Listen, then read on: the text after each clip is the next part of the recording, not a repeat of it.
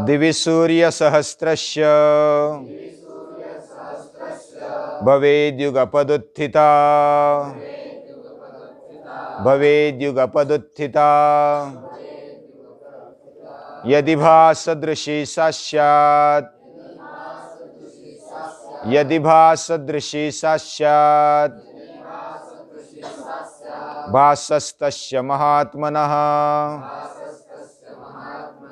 भासस्तस्य महात्मनः।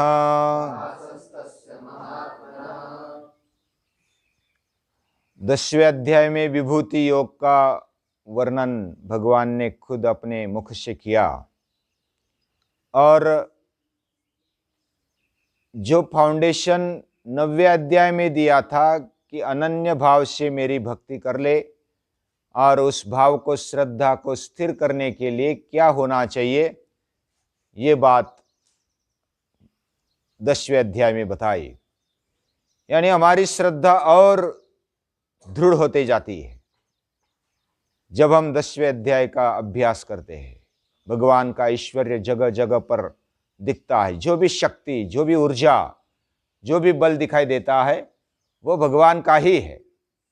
ये पक्की धारणा जब तक नहीं होती तब तक हमारा जीवन श्रद्धापूर्ण, विश्वासपूर्ण नहीं होता है।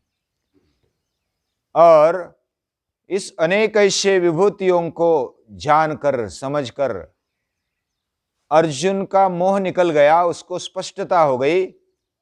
और जो भी भगवान के बारे में थोड़ी संकुचितता थी या तो इतनी समझ नहीं थी, वो समझ आ गई और आदर भी बढ़ा, विनम्रता बढ़ गई और एक अलग दृष्टि से अर्जुन देख रहे हैं। और इसलिए विनम्रता पूर्वक बोलते हैं कि यदि माम शक्य से द्रष्टुमणे नैव स्वचक्षुषा, यदि मैं देख सकूं, मन्य से यदि तत्शक्यम मया द्रष्टुमिति प्रभो, मुझे अगर आप दिखा सकते हैं तो मुझे देखने की इच्छा है। बस यही इच्छा प्रकट करते ही भगवान इतने प्रसन्न हो गए कि वो तुरंत उन्होंने पश्चिमे पार्थ रूपाणी, ये अलग अलग रूप मेरा देख लो।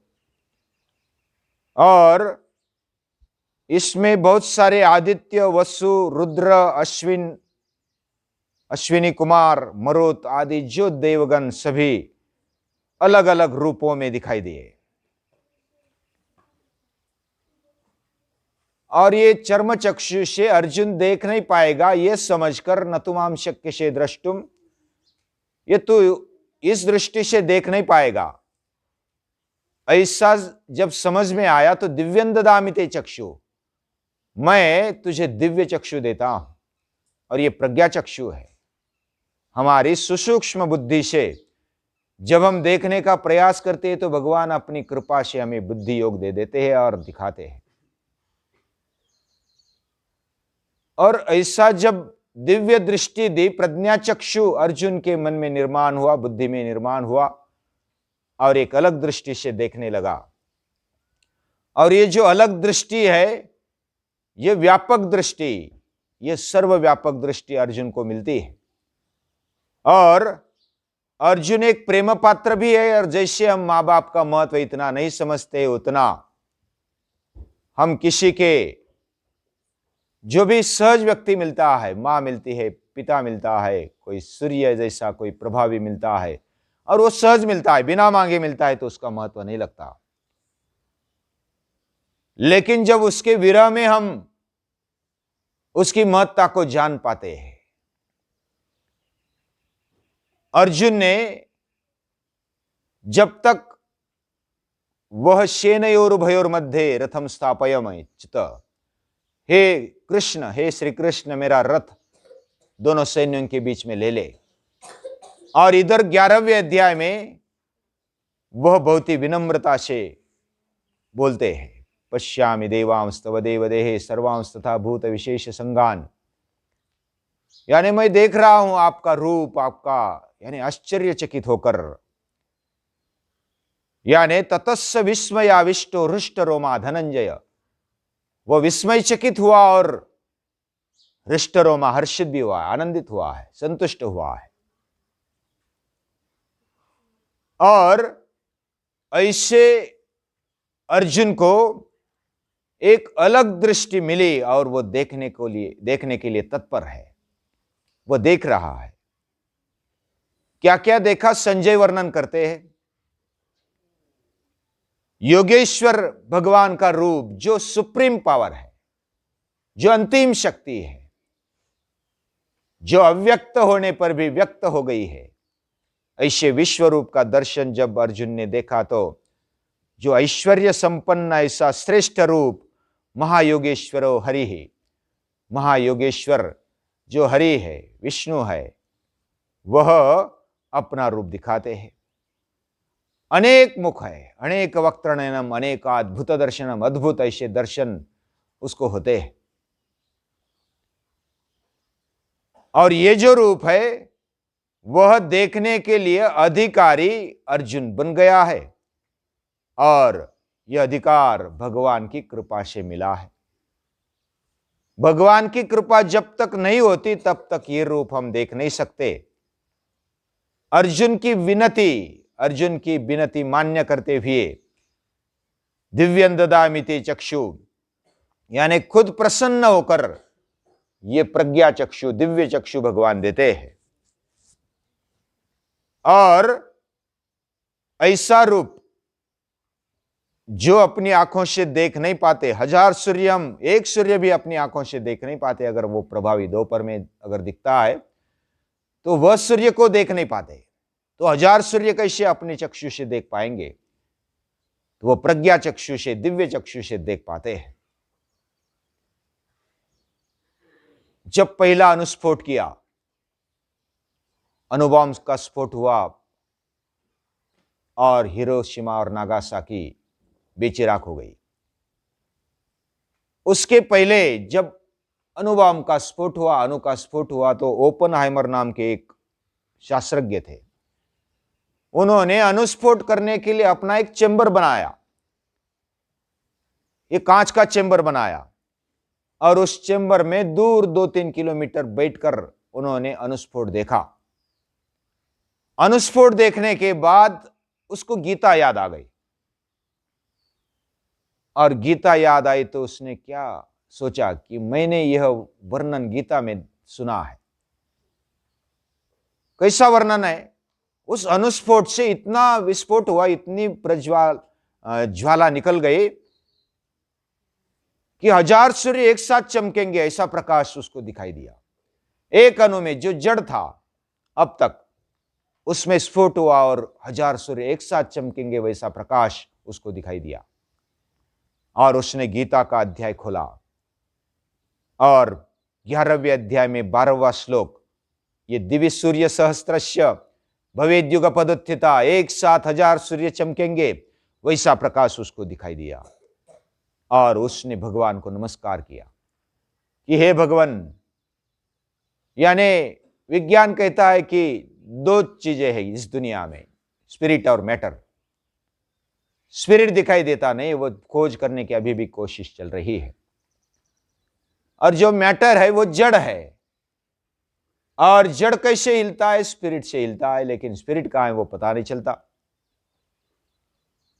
स्पिरिट को कितना भी खोजेंगे तो पता नहीं चलता। इतना खोजते खोजते कई पहले 2-4 सालों में एक संशोधन किया, अणु का स्फोट करते करते छोटे से छोटे परमाणु का स्फोट करके उसमें क्या है वो देखा। उनको कुछ दिखाई नहीं दिया, लेकिन जो था वो गॉड पार्टिकल है, ऐसा उन्होंने नाम दिया। उनकी भी मति कुंठित हो गई। यो बुद्धे परतस्तु सहा, जिनकी हमारी बुद्धि वहां तक नहीं पहुंच सकती, बुद्धि के उस पार वो है। यो बुद्धे परतस्तु सहा। ऐसा दिव्य रूप अर्जुन ने देखा है। और उधर जो भी उपस्थित है उनको दिखाई देता नहीं था, लेकिन जो भी विश्व में व्याप्त है, ऐसे पूरे शरीर, भूतकाल में, भविष्य काल में, वर्तमान काल में, जो भी आगे आने वाले, पीछे हुए और अभी उपस्थित जो भी व्यक्ति थे वो सभी उसको दिखे एक साथ तीनों कालों का दर्शन अर्जुन ने किया है। हम वर्तमान का भी दर्शन एक साथ नहीं कर सकते। लेकिन दिव्य चक्षु से, प्रज्ञा चक्षु से भूतकाल, भविष्यकाल और वर्तमान काल भी देख सकते हैं। कल क्या खाया हमको याद नहीं आता, और परसों क्या होगा, नरसों क्या होगा, ये हमें पता नहीं होता। वर्तमान काल भी पूरा पता नहीं होता कि हमें ये क्या चल रहा है, हमारा जीवन क्या है, ये पता नहीं होता। ये समझने के लिए दिव्य चक्षु की आवश्यकता है, और ऐसे दिव्य चक्षु भगवान दे देते हैं अपनी कृपा से।